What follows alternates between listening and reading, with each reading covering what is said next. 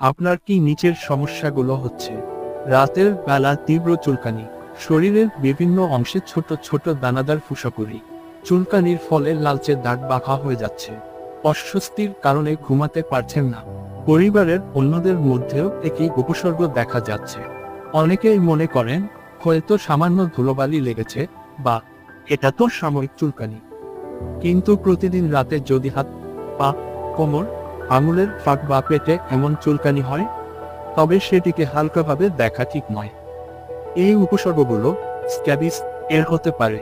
এটি এক ধরনের ছোঁয়াচে চর্মরোগ যা দ্রুত ছড়ায় এবং সময়মতো চিকিৎসা না নিলে পরিস্থিতি আরও জটিল হয়ে উঠতে পারে।